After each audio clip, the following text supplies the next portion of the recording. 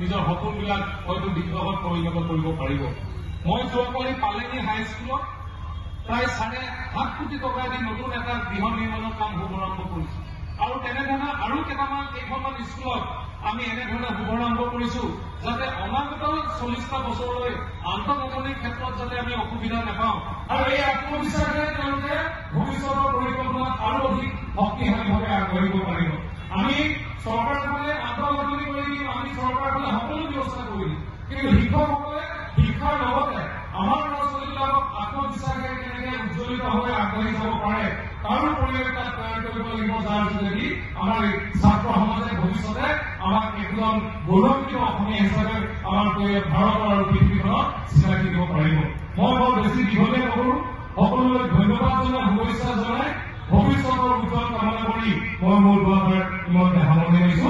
ধন্যবাদ।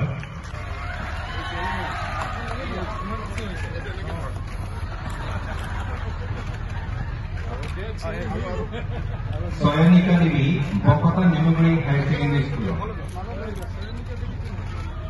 Hello, Tomato.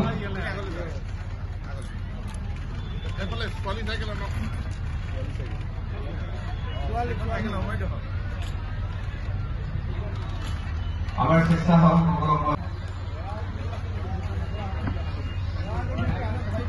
এই cycle বিতরণ কার্যসূচী সকলোৱে সহযোগ কৰিলে আমি ধন্য হম।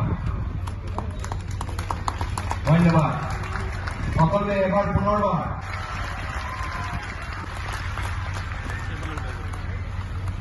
মঞ্চলৈ আহিব। 7% পাবলৈ সক্ষম হৈছিল যোৱাটো প্ৰথমমান শ্ৰেণীৰ যি চূড়ান্ত 95%। সকলোৱে এডালি হাত চাপৰি মৰাত কোনো কৃপণালি নকৰে।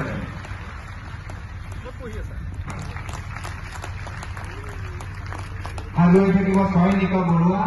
চয়নিকা বৰুৱাক মই আগবাঢ়ি আহিবলৈ অনুৰোধ জনাইছো। শিৱসাগৰ ইউনিভাৰ্চিটি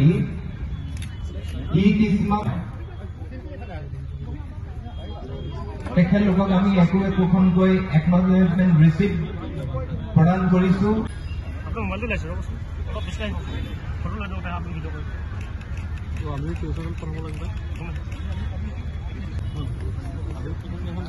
সকলোকে ধন্যবাদ জ্ঞাপন কৰিছো।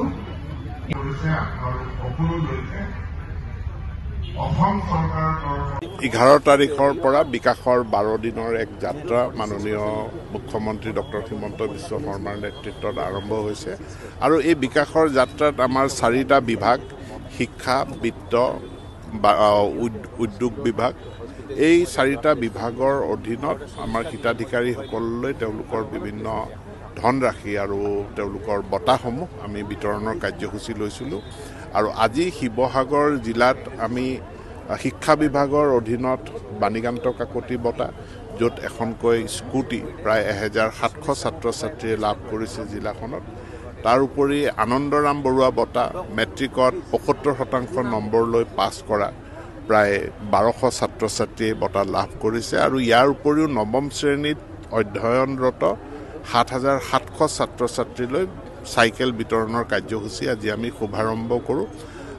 ইয়াৰ পৰৱৰ্তী পৰ্যায়ত আমি বিদ্যালয়ে আমি চাইকেলসমূহ বিতৰণ কৰিম আৰু মটৰ স্কুটি যিসকলে পাইছে তেওঁলোকে ডিলাৰৰ পৰা স্কুটি লাভ কৰিব। আৰু বিশেষ এটা প্ৰশ্ন আছে আমাৰ